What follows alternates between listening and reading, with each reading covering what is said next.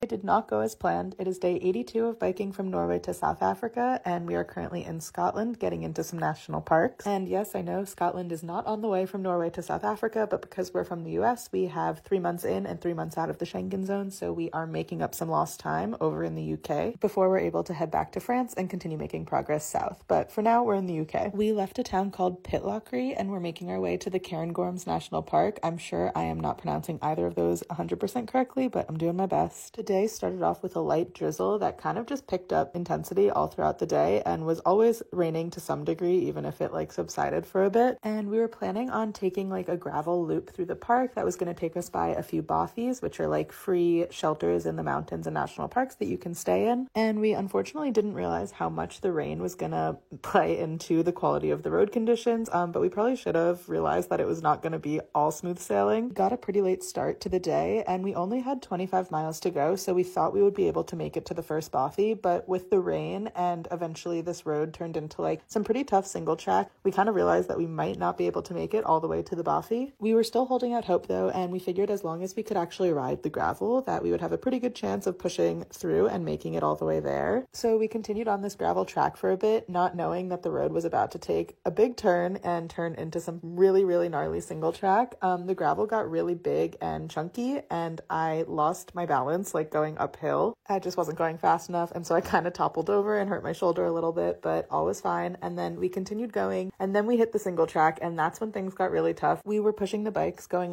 half a mile an hour. There were lots of flooded out sections, so there were streams that were flowing that we had to cross. Luckily, we were already completely soaked and our shoes were wet, so that made that part a little bit easier to handle. But you could see the water was just flowing like crazy. The pushing was quite tough. We eventually took our bags off, which made pushing the bikes a lot easier. Unfortunately, I ripped my pants when they got caught on my pedal. And to get to the bothy, we knew that there was a river that we actually had to cross, and we figured that with the amount of rain and how heavy these light streams were flowing, we probably weren't going to be able to make it across the river. So when we got to this last crossing, we decided to call it for the night. It was starting to get dark, and we just figured we'd pick it up tomorrow. So we pitched the tent, got attacked by midges, and decided to try and get a good night's sleep. And we'll see how things go tomorrow.